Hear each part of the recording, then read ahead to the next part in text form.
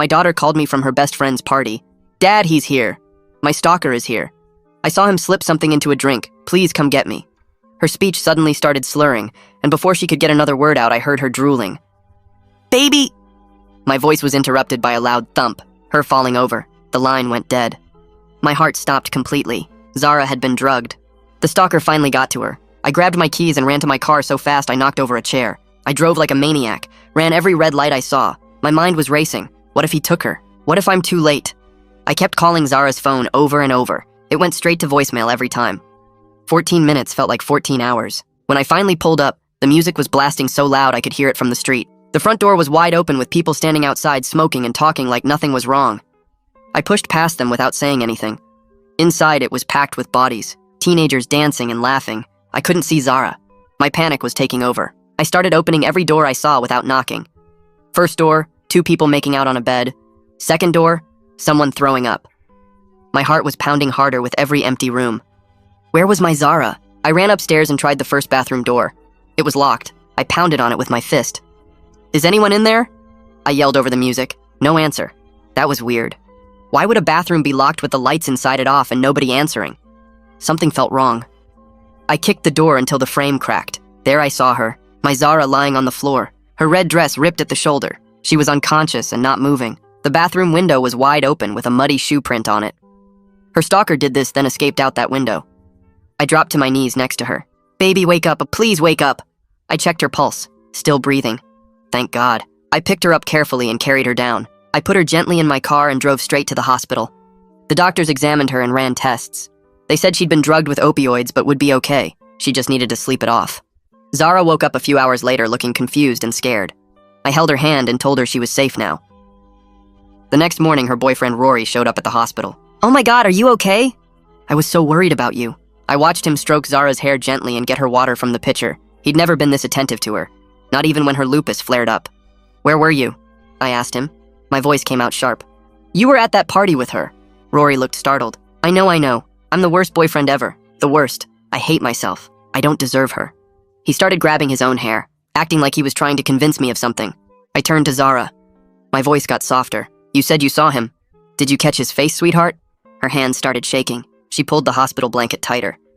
He has a mask on every time I see him following me around town. Yesterday he had the mask again. She took a shaky breath. But in the bathroom, he took it off just before I blacked out. I leaned closer to her bed. Can you recall anything about him? She was shaking. Not much. I just remember his face tattoo, like a big tribal design on his left cheek, black ink. My face went ghost white. My blood turned to ice and my ears started ringing. I had to leave for the bathroom to throw up. My best friend Dominic had that exact tattoo. We'd been best friends for 30 years. I stood up fast and grabbed my keys. I need to go right now. I drove to Dominic's house, going way over the speed limit. My mind was spinning. Could it really be him? When I got there, I pounded on his door until my knuckles hurt. He opened it, confused and sleepy. Hey man, what's going on? I pushed inside. We need to talk right now. About what? Dominic wouldn't look me in the eye. My daughter was attacked last night at a party. My voice was shaking. She saw a face tattoo. Tribal design. Black ink. That's your tattoo. Are you my daughter's stalker? He went completely quiet. His whole face changed. The color drained out. He hesitated for a long time. Then finally he said very quietly, Yes. I punched him so hard he dropped and started leaking blood. You're my best friend of 30 years. Why? He tried to back away, but I punched him again. Zara's boyfriend paid me, Dominic suddenly yelled. Rory paid me to do it. I did a double take. Was he messing with me? What are you talking about? Dominic spit blood from his mouth. Rory gave me $10,000 to stalk her. I needed the money. I stepped back in shock. Please say you're lying. I'm not. He was crying now. Rory wanted her to live in constant fear, Dominic said. He said that if she's scared, she's easier to control. The stalking makes her depend on him. My stomach dropped like I was falling. I felt sick. Zara's boyfriend and my best friend, the man she called Uncle Dom, were torturing her psychologically. I walked out to my car and started driving. When I walked into her hospital room, she looked up at me with tired eyes. Dad, what's wrong? I turned to Rory. We need to talk about your boyfriend. I looked Rory straight in the eye. My voice came out flat and cold. Rory paid Dominic $10,000 to stalk you and keep you scared so you'd depend on him more. Zara's face went completely white. The color just drained out like someone pulled a plug. She started shaking so hard the hospital bed actually rattled. Her hands gripped the blanket and her whole body trembled. Rory jumped up from his chair fast. His voice got loud and defensive. That's insane. Your dad is lying because he's upset and looking for someone to blame. He reached for Zara's hand, but she yanked it away like he burned her. She pulled her arm back against her chest. Zara stared at Rory with this look I'll never forget. Complete horror mixed with betrayal. Her eyes were huge and wet with tears. Uncle Dom has that exact tattoo. Her voice cracked when she said it. The one I saw last night. Tears started streaming down her face as the reality hit her. She was putting it all together. Rory's whole act fell apart right there. He started backing toward the door. His confident mask just crumbled. Baby, please, let me explain. It's not what it sounds like. But Zara screamed at him to get out, just screamed it at the top of her lungs. A nurse came running in to see what was wrong. She looked between all of us, confused and alarmed. Hospital security showed up a minute later. 2 big guys in uniforms. They escorted Rory out while he was still trying to talk his way back in. He kept looking over his shoulder at Zara, saying her name, trying to get her to look at him. She turned her face to the wall. I pulled out my phone and called Detective Shepard immediately. My hands were shaking as I dialed. She answered on the second ring. I explained everything Dominic confessed about the payment and stalking arrangement, every detail I could remember. She listened without interrupting. Then she told me to stay at the hospital and she'd be there within the hour. Her voice was serious and focused. Zara completely broke down, sobbing in my arms after I hung up. She grabbed onto me like a little kid. He paid someone to terrorize me? My own boyfriend? And Uncle Dom agreed to do it? I held her while she cried. My heart was breaking for what they put her through. I couldn't find words. What do you even say to that? Detective Shepard arrived 50 minutes later with another officer, a younger guy with a notepad. They took detailed statements from both of us. She recorded everything on her phone, asked us to repeat certain parts. She took photos of Zara's injuries with her camera, the bruises on her arms, her torn dress that the hospital had bagged as evidence. She explained this was now a criminal investigation involving conspiracy, assault, and drugging. Multiple felonies. She was calm, but you could tell she was angry about what happened. The detective headed straight to Dominic's house with backup to arrest him before he could run. I gave her his address and she promised to keep me updated on what happens. Zara just stared at the wall after they left, not speaking, not responding to anyone. Her eyes were open, but she looked somewhere far away. I tried talking to her, but she didn't react. It was like she was in shock. I sat next to her bed and waited. 2 hours later, Detective Shepard called.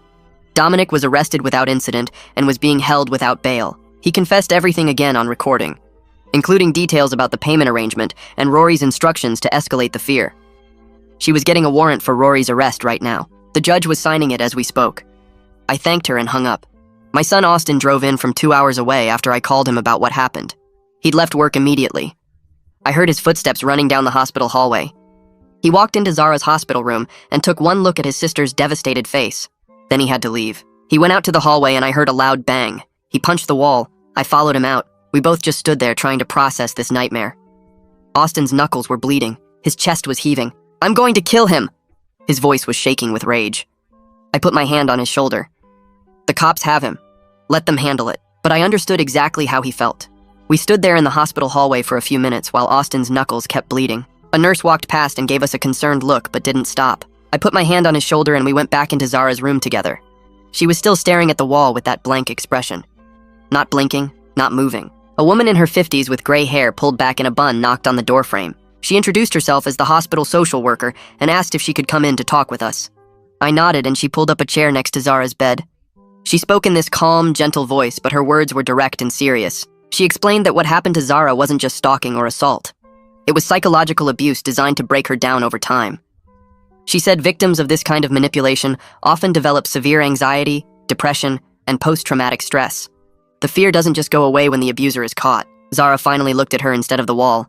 The social worker pulled out a folder with pamphlets and business cards. She recommended Zara start seeing a trauma therapist right away, someone who specializes in intimate partner violence and psychological control tactics. She handed me 3 cards with names and phone numbers. One of them was Melania Wynn. She said Melania was excellent with young women who'd been through what Zara experienced. The social worker also gave us information about victim advocacy services and support groups. She explained the legal process ahead and how a victim's advocate could help Zara through court proceedings. Then she looked directly at Zara and told her this wasn't her fault, that she didn't do anything wrong by trusting her boyfriend, that abusers are skilled at hiding who they really are. Zara started crying again, but this time it felt different. Less shock and more grief. After the social worker left, Zara was quiet for a long time. Austin sat on one side of her bed and I sat on the other. The 3 of us just existed in that room together, while machines beeped and footsteps echoed in the hallway outside. Then Zara's voice came out small and shaky. She asked if she could come stay at my house instead of going back to her apartment. She said she couldn't be alone right now and didn't feel safe anywhere. I told her of course she could stay as long as she needed. My house was her house. Austin said he'd help her get her stuff from the apartment so she wouldn't have to go back there. The hospital discharged Zara that evening with instructions about the medication they gave her and signs to watch for. I drove her home in complete silence. She stared out the window the whole time. When we got to my house, I showed her to the guest room and she just sat on the edge of the bed. I asked if she needed anything and she shook her head no. I left her door open a crack and went to my own room. That night I couldn't sleep. I kept listening for any sound from her room. Around 2 in the morning, I heard screaming. I ran down the hall and found Zara sitting up in bed, drenched in sweat. Her hands were shaking as she checked the window lock over and over. She kept saying someone was outside. I looked out the window, but the yard was empty, just shadows from the streetlight. I tried to calm her down, but she was breathing too fast, hyperventilating. I sat next to her and told her she was safe, that both Dominic and Rory were in custody. She finally stopped checking the lock and grabbed onto my arm. An hour later, the same thing happened. More screaming, more checking locks. This time she checked the bedroom door too, made me prove it was locked from the inside. The third time it happened around 5 in the morning, she begged me not to leave her room. I pulled the chair from her desk over next to the bed and told her I'd stay right there. She finally fell back asleep around 6. I sat in that chair watching her breathe and feeling completely helpless. My phone rang at 8 and woke both of us up. It was Detective Shepard. She said Rory had been arrested at his parents' house early that morning. He was trying to pack a bag when officers showed up with the warrant. He immediately asked for a lawyer and refused to say anything, but his bank records told the whole story. A $10,000 withdrawal on the exact same day Dominic deposited $10,000. The dates matched perfectly. She said the evidence was solid, and the prosecutor would be filing formal charges today. I thanked her and hung up. Zara asked what the detective said, and I told her Rory was in custody. She didn't react, just stared at her hands. Austin showed up around 9 with coffee and breakfast sandwiches. He told me he'd called his boss and taken the whole week off work. He wanted to stay and help take care of Zara. I was grateful because I didn't know how to do this alone. Austin was mad, really mad. He kept pacing around the kitchen and clenching his fists. He said he wanted to drive to the jail and handle Rory himself. I understood that feeling completely, but I told him we needed to let the legal system work. If we did something stupid now, it could mess up the case, make things worse for Zara. He knew I was right, but I could see how hard it was for him to accept it. The next day, I called Melania Wynn's office and explained the situation. Her receptionist said she had an opening that afternoon and could fit Zara in. I drove Zara to the appointment and waited in the lobby. She was in there for almost 2 hours. When she came out, she looked exhausted, dark circles under her eyes. But she said it helped to talk to someone who understood what psychological abuse does to a person. Melania wanted to see her twice a week at first, maybe more if Zara needed it. Over the next few days, Detective Shepard kept calling with updates. She'd gotten Rory's phone records from the carrier, dozens of calls between him and Dominic over the past 6 months. She also recovered deleted text messages from both their phones. The messages were detailed and specific. Rory telling Dominic exactly where to follow Zara, what mask to wear so she wouldn't recognize him, instructions about escalating the fear without getting caught. One message said to make sure she saw him at the coffee shop she went to every Thursday. Another said to follow her home from class but stay far enough back that she'd notice but couldn't identify him. The planning was careful and deliberate. Shepard said the premeditation would make the charges more serious. A week after everything happened, I had to go to the police station to give another formal statement. This time about my confrontation with Dominic at his house. The detective needed me to walk through exactly what was said and what happened. She recorded everything and had me sign papers. Then she asked if I wanted to see Dominic's confession video, the official one he gave at the station after his arrest. I said yes, even though part of me didn't want to. She took me to a small room with a TV and played the recording. Dominic sat at a metal table in an orange jumpsuit. His face was bruised where I'd hit him. He cried through the whole thing, admitted everything, taking the money from Rory, following Zara for months, wearing the mask and tribal makeup to hide his tattoo at first, deliberately scaring her in parking lots and outside her apartment, escalating when Rory told him to. He said he needed the money for gambling debts and convinced himself it wasn't really hurting anyone, just following her around. He didn't think about what it was doing to her mentally. Watching him cry and apologize made me feel sick. 30 years of friendship, and I never knew he was capable of something like this. How did I miss it? 2 days later, a man named Reed Bear called me. He introduced himself as the prosecutor assigned to the case. He wanted to meet and discuss the charges being filed. I drove to the courthouse and met him in his office. He was maybe 50 with gray hair and glasses. He laid out folders on his desk with all the evidence. He explained Rory was charged with conspiracy to commit assault, stalking by proxy, and drugging with intent to commit sexual assault. Each charge carried serious prison time. Dominic faced similar charges plus accepting payment for stalking. Reed said if convicted on all counts, Rory could get 15 to 20 years. Dominic could get 8 to 12. He asked if Zara would be willing to testify when the time came. I said I'd ask her, but wasn't sure she was ready for that yet. He understood and said we had time. The next morning, I took Zara to the grocery store because we needed food. She'd been afraid to leave the house, but agreed to try. We were in the cereal aisle when she suddenly froze. A guy in a black hoodie was standing near the end of the aisle looking at his phone. He wasn't doing anything wrong, just shopping. But Zara started breathing fast. Her hands started shaking.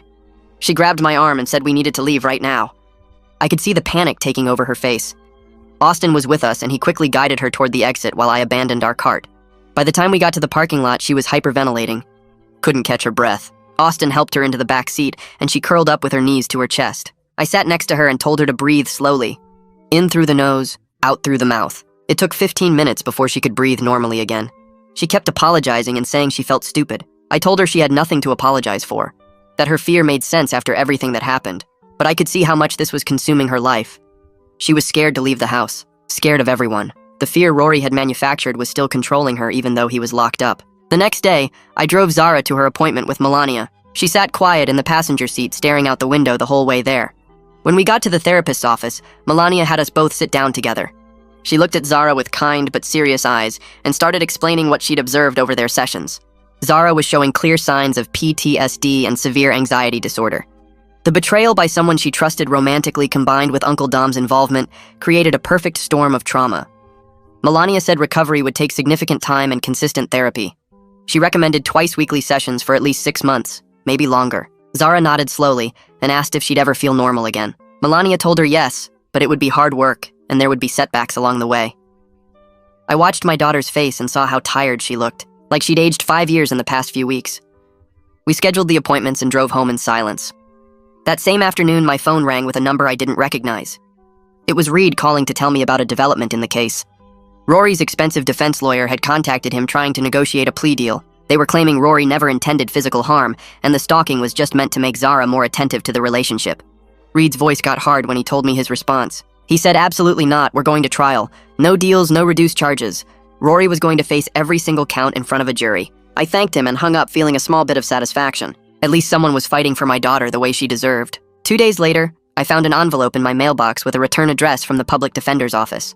I opened it standing right there by the mailbox. It was a letter from Dominic's lawyer asking if I'd be willing to write a character reference for his sentencing hearing. They wanted me to tell the judge about our 30-year friendship and what a good person Dominic had been before this happened. I read it twice to make sure I understood what they were asking. Then I tore it into pieces and threw it in the trash can. He destroyed my daughter's sense of safety and our 3 decades of friendship for $10,000. There was nothing good I had to say about him anymore. The following week, Zara called me from her apartment sounding weak and in pain. Her lupus was flaring up badly from all the stress. Her joints were swollen and she could barely move. I drove over immediately and found her curled up on the couch, unable to stand. I took her straight to the emergency room. The doctors examined her and ran blood tests. They said her immune system was attacking her joints and organs. Trauma can trigger these episodes in lupus patients. They admitted her for observation and treatment. Watching her suffer physically on top of the emotional damage made me feel completely helpless. She stayed in the hospital for 3 days getting IV medications and steroids to calm her immune system. I slept in the chair next to her bed every night. During her hospital stay on the 2nd day, Detective Shepard called with surprising news. 2 other young women had contacted her saying they dated Rory before Zara. Both described similar patterns of him being inattentive until they tried to leave, then suddenly becoming obsessively controlling. One woman said she had a stalker she never identified who stopped the exact week she broke up with Rory. The detective was documenting everything and passing it to Reed for the case. This wasn't just about Zara anymore. Rory had done this before to other women. Within hours, Reed called me sounding more energized than I'd heard him yet. He was thrilled about the additional victims coming forward because it established a clear pattern of predatory behavior. He reached out to both women about testifying, and they both agreed to help. The case against Rory was getting stronger every day. He told me this pattern evidence would be devastating to Rory's defense. No jury would believe this was just a misunderstanding or a one-time mistake. When Zara got released from the hospital, I drove her straight to her next therapy appointment. She'd missed her regular session while she was admitted. Melania asked how she was feeling, and Zara surprised both of us. Instead of crying or looking scared like usual, her face got hard. She told Melania she was furious that Rory stole months of her life and made her afraid of her own shadow. Her voice shook, but it was from anger, not fear. She said she wanted him to pay for what he did to her and those other women. Melania smiled and said, "Anger is a healthy part of processing trauma." It meant Zara was moving from victim to survivor. It was her first small breakthrough, and I felt hope for the first time in weeks. The next day, Austin had to go back to work 2 hours away. He'd used up all his vacation time staying with us, but he called Zara every single day to check on her, sometimes twice a day. Their sibling bond had gotten so much stronger through this crisis. I heard him on the phone telling her he was proud of how she was fighting to heal, even when it was incredibly hard. Zara would smile when they talked, which was rare these days. He promised to come back for the preliminary hearing. Over the following weeks, I started having my own nightmares. I'd wake up sweating after dreams about not protecting Zara and missing all the signs that something was wrong. I kept replaying moments with Dominic looking for clues I should have caught. The gambling debts he mentioned once, the new watch he bought last spring. Times he seemed stressed about money. Why didn't I ask more questions? The guilt was eating me alive, even though logically I know I couldn't have known what he was doing. My own therapist told me I was carrying too much blame for things outside my control, but knowing that didn't make the nightmares stop. 3 weeks after Zara's hospital stay, the preliminary hearing finally happened. I drove Zara to the courthouse early in the morning. Austin met us in the parking lot. We went through security and found Reed waiting in the hallway outside the courtroom. He walked us through what would happen and told Zara she didn't have to testify today. Just be present. When we entered the courtroom, I saw them both. Rory and Dominic sitting at separate defense tables in orange jumpsuits, both looking smaller and older than I remembered. Rory's expensive lawyer sat next to him in a suit that probably cost more than my car. Dominic had a tired-looking public defender shuffling through papers. The judge came in and everyone stood. The hearing moved fast with lawyers arguing about evidence and probable cause. Rory wouldn't even look at Zara the whole time. He kept his eyes on the table in front of him. But Dominic tried to catch my eye multiple times. Each time I turned away and stared at the wall. At the end, the judge ordered both of them to stand trial on all charges. Bail was denied. They'd stay locked up until the trial date. When the judge's gavel came down, Zara grabbed my hand and squeezed it hard. We stood up to leave, and I kept my arm around Zara's shoulders as we walked toward the courtroom doors. Austin was right behind us, carrying Zara's jacket and water bottle. The hallway outside was crowded with people from other cases waiting around. We were almost to the exit when I heard someone call out behind us. I turned around and saw Rory's parents pushing through the crowd toward us. His mother had tears streaming down her face and mascara running everywhere. His father looked pale and sick. They stopped a few feet away and his mother reached out like she wanted to touch Zara. I stepped between them immediately. His mother's voice came out shaky and desperate. "Please, we had no idea. We're so sorry." I held up my hand to stop her from coming closer. "Stay away from my daughter." My voice was flat and cold. His father started saying something about how they raised him better than this, and they were shocked. I didn't want to hear it. I took Zara's arm and steered her toward a different exit on the opposite side of the building. Austin followed us and kept looking back to make sure they weren't following. When we got outside, Zara was shaking again. We sat in my car for 10 minutes before she felt calm enough for me to drive home. 3 days later, Zara had her regular appointment with Melania. I drove her there and waited in the parking lot like always. The session ran longer than usual. When Zara came out, her eyes were red, but she looked lighter somehow. On the drive home, she stared out the window for a while before she started talking. She told me she'd spent most of the session talking about how stupid she felt. How could she not see what Rory was doing to her? How could she trust him so completely when he was the one hurting her the whole time? Her voice got quiet and sad when she said it. I started to tell her she wasn't stupid, but she held up her hand. She said Melania had explained something that helped. Abusers are really good at manipulation. They specifically look for people who are trusting and kind because those people are easier to control. Zara's ability to trust wasn't a weakness. It was actually a strength that Rory took advantage of. Melania told her that being a trusting person is a good thing, and she shouldn't let what happened take that away from her. Zara said hearing it put that way made her feel a little less broken. Like maybe she could forgive herself someday for not seeing it sooner. That same week, Detective Shepard called me with an update. She'd gotten a warrant for Rory's laptop and phone records. What she found made her physically sick. Rory's search history was full of stuff about psychological abuse. He'd looked up terms like trauma bonding and learned helplessness. He'd researched how to make a girlfriend dependent and scared. There were articles about controlling behavior and manipulation tactics all saved in his bookmarks. The most disturbing part was he'd been researching this stuff for over a year before he even met Zara. This wasn't something he stumbled into. He'd planned it out and studied how to do it. Detective Shepard said the digital evidence proved how calculated everything was. It wasn't just a bad boyfriend making mistakes. It was someone who deliberately set out to psychologically torture another person. She was sending everything to Reed for the trial. The jury would see exactly what kind of person Rory really was. A week after that, Reed asked us to come to his office for trial preparation. We sat in a conference room with a big table covered in folders and papers. Reed was patient and kind when he explained what would happen at trial. He walked Zara through every step of the process. Where she would sit, how the lawyers would ask questions, what she was allowed to say and what she needed to avoid. He told her Rory's lawyer would try to make her doubt herself and twist her words. That was their job and she shouldn't take it personally. Reed practiced asking her questions the way the defense would. Hard questions that made her voice shake, but he was gentle about it and kept reminding her she was doing great. Zara was terrified of having to face Rory in the courtroom. Her hands were shaking the whole meeting, but she kept saying she was determined to tell her story. She wanted the jury to know what he did to her. Reed smiled and said her strength would come through when she testified. Juries can tell when someone is telling the truth. That night after Zara went to bed, I went out to the garage. I'd been holding everything together for weeks, being strong for Zara, dealing with police and lawyers, acting like I had it under control, but I didn't. I sat down on the concrete floor next to my toolbox and just started crying, huge, ugly sobs that came from somewhere deep in my chest. I lost my best friend of 30 years. My daughter was tortured by people she trusted, and I felt like I'd failed to protect her from all of it. Austin must have heard me because he came into the garage and sat down next to me without saying anything. He just sat there while I cried and fell apart. After a long time, he put his hand on my shoulder. He didn't try to tell me it wasn't my fault or that everything would be okay. He just stayed with me while I processed all the pain and anger and grief I'd been pushing down. The next day, I had my appointment with Melania. Zara had insisted I go after Austin told her about finding me in the garage. Melania's office was small and comfortable with soft chairs and calm colors on the walls.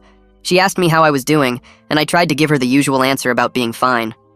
She just looked at me and waited, so I told her the truth. I was a mess. She nodded like she expected that.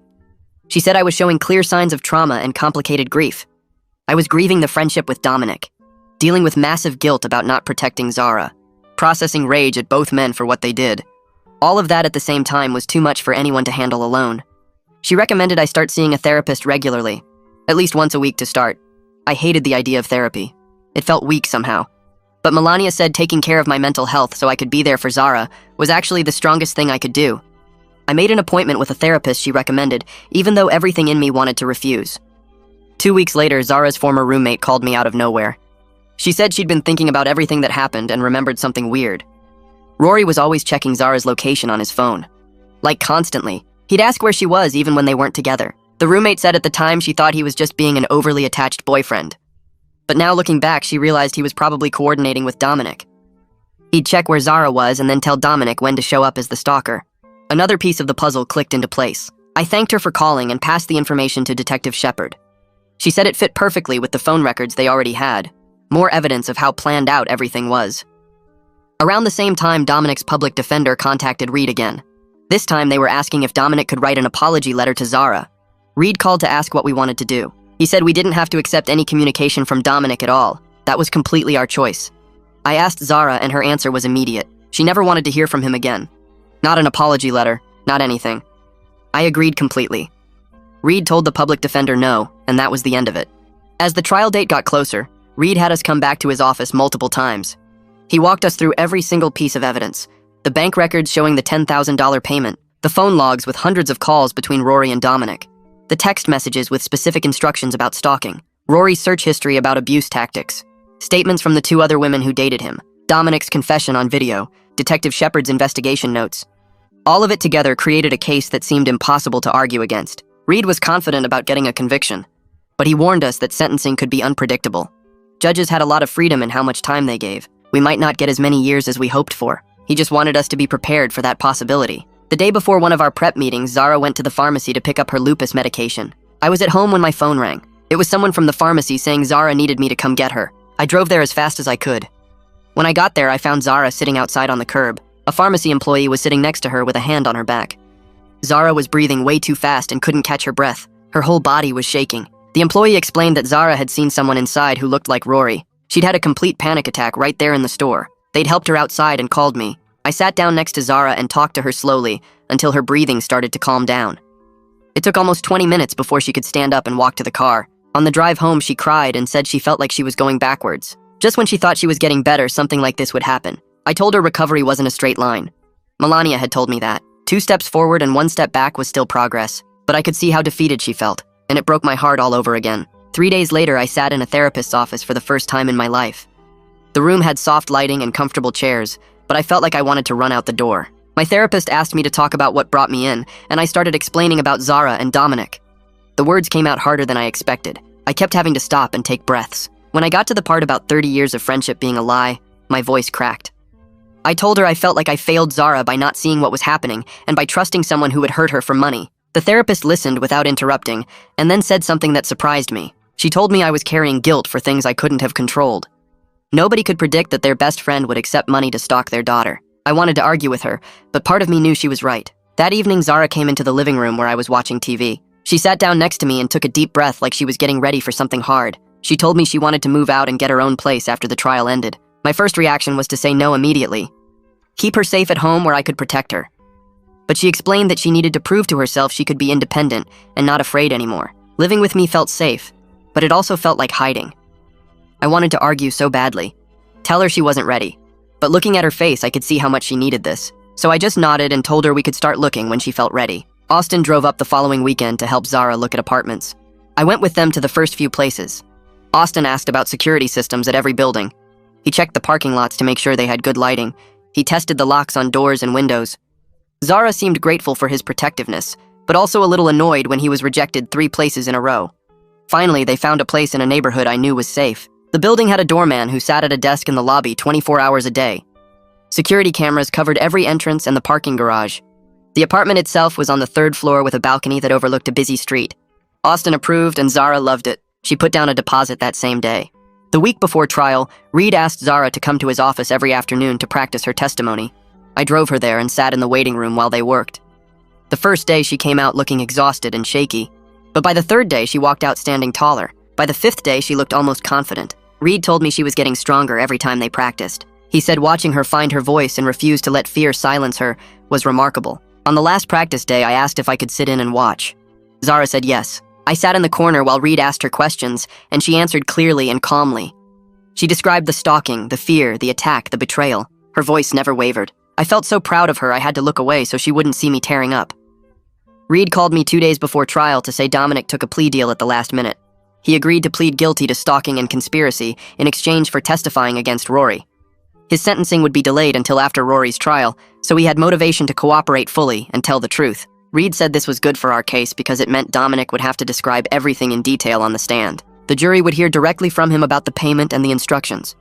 I felt sick thinking about having to sit in that courtroom and watch Dominic testify, but I knew it had to happen. The courthouse was cold and smelled like old wood and floor cleaner. I sat in the front row behind the prosecutor's table with Zara next to me and Austin on her other side. Dominic was brought in wearing an orange jumpsuit with his hands cuffed in front of him. He looked smaller than I remembered, thinner. When they called him to the stand, he walked up slowly and sat down. Reed started asking him questions, and Dominic answered in a quiet voice.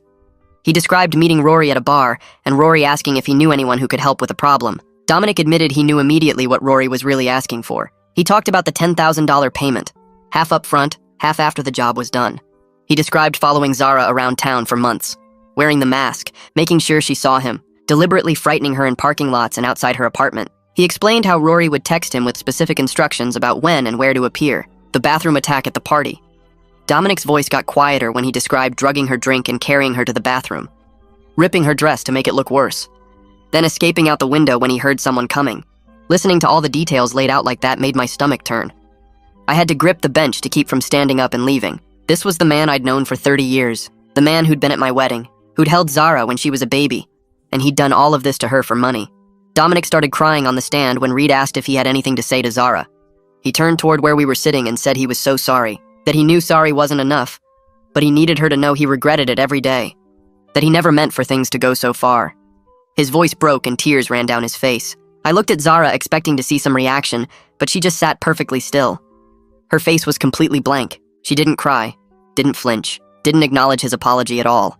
Later that evening when Melania came by the house, Zara told her that Dominic's tears felt fake, like he was trying to manipulate everyone into feeling sorry for him. She said she didn't forgive him, and she wasn't required to forgive anyone who hurt her on purpose. Rory's trial started 3 weeks later in the same courtroom. His lawyer stood up for opening statements and immediately started blaming everything on Dominic. They claimed Dominic acted on his own without Rory's knowledge, that Dominic was obsessed with Zara, and Rory had no idea the stalking was even happening. Reed objected twice during the opening statement. When it was Reed's turn, he walked the jury through the evidence.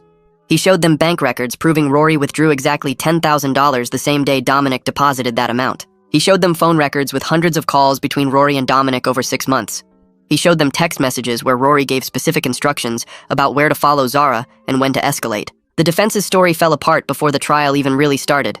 There was no way to argue Rory didn't know when the evidence was that clear. The 2 women who dated Rory before Zara took the stand on the second day. The first one was 24 and described dating Rory for 8 months. She said he was inattentive and cold most of the time, but the moment she mentioned breaking up, he became obsessed with her location. She started having a stalker who followed her everywhere, hooded figure who never spoke. The stalking made her so scared she stayed with Rory longer than she wanted to. The day after she finally broke up with him, the stalking stopped completely.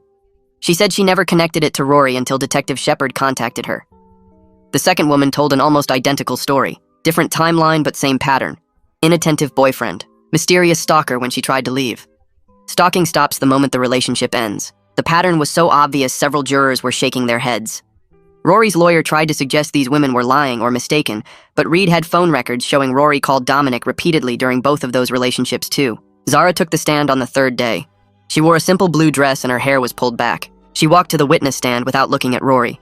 Reed asked her to describe the stalking and she did. Months of seeing the masked figure, the fear that took over her life, changing her routines, looking over her shoulder constantly, not feeling safe anywhere. She described the night of the party, talking to me on the phone, her speech slurring, waking up in the hospital, learning that her boyfriend paid her Uncle Dom to terrorize her.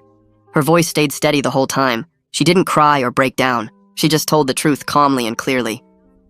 When Reed asked how the stalking and betrayal affected her, she paused. Then she said it destroyed her ability to trust people, made her question every relationship, left her with nightmares and panic attacks. But she was working with a therapist and she refused to let what Rory did define the rest of her life. Several jurors were wiping their eyes. One woman in the back row was crying openly. Rory stared at the table the whole time and never once looked at Zara. When she finished testifying, she walked past the defense table without even glancing in his direction. I stood up and hugged her the moment she reached our row. She was shaking, but she'd done it. She'd told her story and nobody could take that away from her. Rory's defense lawyer stood up for cross-examination looking way too confident. He walked toward Zara with this fake concerned expression and started asking if she'd been under a lot of stress lately. Reed jumped up immediately and objected that the question was irrelevant. The judge agreed and told the lawyer to move on. The lawyer tried a different approach and asked Zara if maybe she'd imagined some of the stalking incidents because of her anxiety. Reed objected again, and the judge sustained it with a warning look at the defense table. When Reed got his turn for redirect, he asked Zara to list every stalking incident she remembered with specific dates and locations. She sat up straighter and started going through them one by one. September 15th outside the library at 2 in the afternoon. September 22nd at the coffee shop on Main Street around 6 p.m. October 3rd following her car from campus to her apartment. She kept going with perfect detail and clarity for each incident. Her memory was sharp and consistent. Several jurors were nodding and taking notes. The defense lawyer looked less confident now. The next day, Reed called a computer forensics expert to the stand. The expert explained he'd examined Rory's laptop and phone and found extensive search history related to psychological manipulation. Reed pulled up the searches on a big screen for the jury to see. The searches included phrases like how to make girlfriend afraid to leave, and trauma bonding techniques explained, and psychological control in relationships. There were dozens of searches over several months. The jury members looked completely disgusted as they read through the list. One older woman in the front row kept shaking her head. Another juror actually put his hand over his mouth like he might be sick. Reed walked the expert through each category of searches, showing clear premeditation and research into how to break someone down mentally. Rory stared at the defense table and his face turned red. His lawyer objected that search history didn't prove intent, but the judge overruled it. The evidence was right there in black and white, showing exactly what Rory had planned to do to Zara. Closing arguments happened on day 5 of the trial. Reed stood in front of the jury and laid out the entire case piece by piece. He described how Rory deliberately tortured Zara psychologically to maintain control over her. He pointed to the bank records showing the payment to Dominic. He referenced the text messages with specific stalking instructions. He showed the pattern with the 2 previous girlfriends who experienced the same thing. He talked about Rory's research into psychological abuse techniques. He ended by saying Rory had turned Zara's life into a nightmare on purpose, and he needed to be held accountable. The defense lawyer got up and tried to argue there was reasonable doubt about Rory's involvement. He suggested maybe Dominic acted alone and lied about the payment. He claimed the search history could have been for a psychology class. But his argument sounded weak compared to all the evidence. The judge spent 2 hours instructing the jury on the law and the charges. Then they filed out to deliberate while we all waited. The next 3 days were complete torture. We went home, but none of us could focus on anything. Zara barely ate, and I don't think she slept more than a few hours total. Austin drove back and stayed with us the whole time. We tried watching movies, but nobody could pay attention. We played card games, but kept losing track of whose turn it was. Every time my phone rang, we all jumped thinking it might be Reed with news. Zara kept pacing around the house, checking her phone every few minutes. On the 3rd day, she had a panic attack because she was so scared the jury wouldn't believe her. Austin and I sat with her until she could breathe normally again. I kept telling her the evidence was overwhelming, but she was terrified Rory would somehow get away with everything he did. On the afternoon of day 3, Reed called and said the jury had reached a verdict. We drove to the courthouse so fast I'm surprised I didn't get pulled over. The courtroom was packed with people when we got there. Zara sat between Austin and me in the front row right behind the prosecution table. Rory was brought in wearing his suit, and he still wouldn't look at Zara. The jury filed in, and none of them looked at Rory either, which Reed said was usually a good sign. The judge asked if they'd reached a verdict, and the foreman said yes. He started reading the charges one by one. Conspiracy to commit stalking, guilty. Assault with a controlled substance, guilty. Conspiracy to commit assault, guilty. Criminal stalking by proxy, guilty. Every single charge came back guilty. Zara started crying the moment she heard the first guilty, and by the end she was sobbing with relief. I held her hand tight and felt this huge weight lift off my chest. Rory dropped his head into his hands at the defense table. His parents were crying in the back of the courtroom, but I didn't feel sorry for them at all. 2 weeks later, we came back for sentencing. Reed argued that both Rory and Dominic deserved maximum sentences because of how calculated and cruel their actions were. He talked about the lasting psychological damage they'd caused and how Zara would be dealing with trauma for years. Rory's lawyer asked for leniency, saying Rory was young and had no prior record. The judge wasn't having it. She said Rory's actions showed sophisticated planning and complete disregard for another person's well-being. She sentenced him to 12 years in prison with no chance of parole for 8 years. Dominic got 6 years because he cooperated and pled guilty. When the judge announced Rory's sentence, Zara squeezed my hand so hard it hurt, but I didn't mind. Justice was finally happening. Outside the courthouse, after sentencing, a bunch of reporters were waiting with cameras and microphones. Zara surprised me by stopping to talk to them instead of rushing to the car. She stood there looking small but strong and said she wanted other victims of psychological abuse to know they weren't crazy and it wasn't their fault. She said abuse doesn't always leave visible bruises, and that doesn't make it any less real or damaging. She talked about how important it was to trust your instincts and reach out for help. Her voice stayed clear and steady the whole time she spoke. She answered a few questions about the trial and thanked Detective Shepard and Reed for believing her. When she finished, we walked to the car, and the moment we got inside, she started shaking. The bravery had taken everything she had, but she'd done it anyway. The following month, Zara moved into her new apartment across town. Austin and I helped her move boxes and furniture up 3 flights of stairs. She'd picked a building with a doorman and security cameras covering every entrance. The apartment was small but bright with big windows and hardwood floors. She spent weeks decorating it exactly how she wanted, with colorful throw pillows and plants on every surface.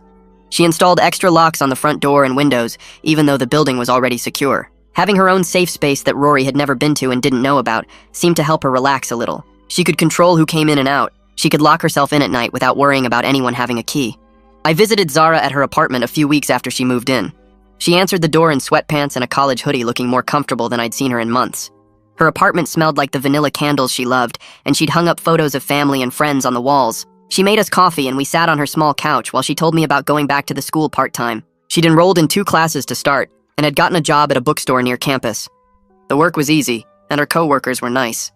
She was still seeing Melania twice a week for therapy and said she probably would be for a long time, but she was rebuilding her life piece by piece on her own terms. She seemed tired but hopeful in a way she hadn't been before. A month later, Austin called and asked if he could bring his new girlfriend to meet Zara. I was nervous about how Zara would handle meeting someone new, but she said yes right away.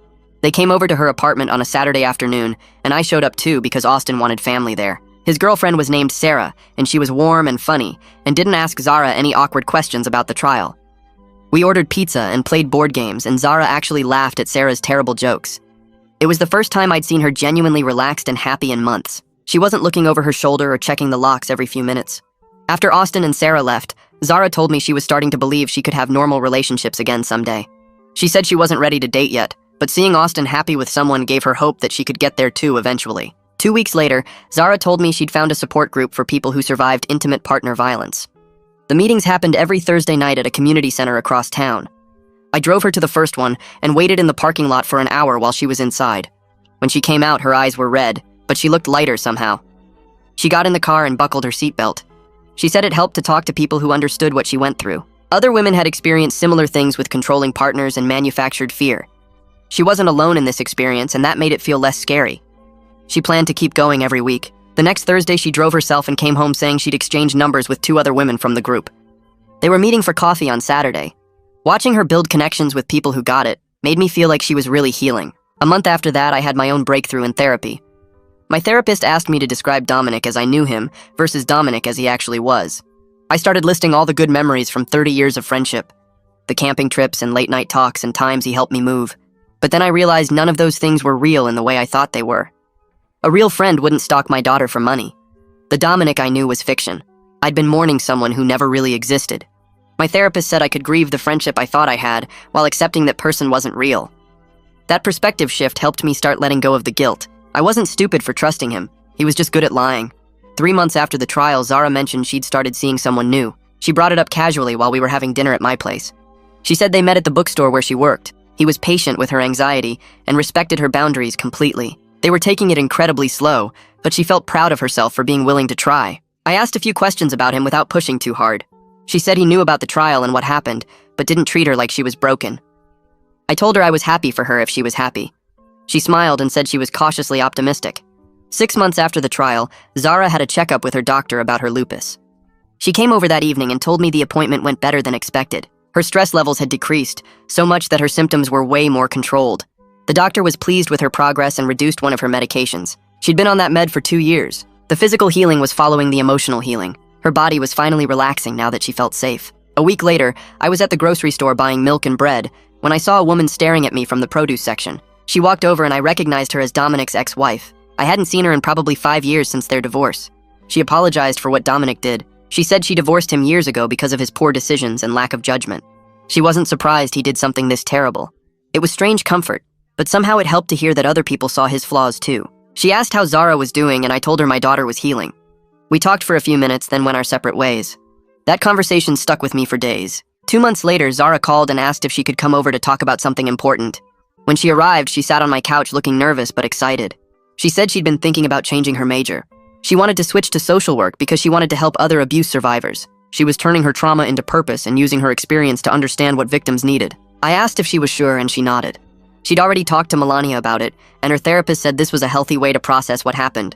She'd be good at it because she knew what it felt like. I told her I supported whatever she wanted to do. She started the paperwork to change her major the next week. A month after that, Austin called me sounding happier than I'd heard him in years. He said he'd proposed to his girlfriend and she said yes. He wanted Zara to be in the wedding. I congratulated him and told him I was thrilled. He asked me to tell Zara and see if she'd be okay with it. I passed the phone to Zara, who was visiting that day. She started crying happy tears and said yes immediately. They spent an hour on the phone planning and talking about wedding ideas. Watching my kids support each other and build happy futures despite everything they'd been through filled me with hope. Things were getting better slowly but surely. A year after the attack, I was home making dinner when my phone rang. It was Zara calling from her apartment. Her voice sounded different, lighter. She said she got accepted to a graduate program in social work at the university. She'd start in the fall. Her new relationship was going really well too. They'd been together 8 months and he treated her with respect and kindness. She said she still had hard days, but she wasn't afraid anymore. She was proud of the person she was becoming. I felt my throat get tight. I told her I was proud of her too, and I meant it with my whole heart. She'd survived something horrible and came out stronger. She was going to help other people survive too. We talked for another hour about her plans and her future. When we hung up, I sat on my couch and let myself feel grateful. My daughter was going to be okay.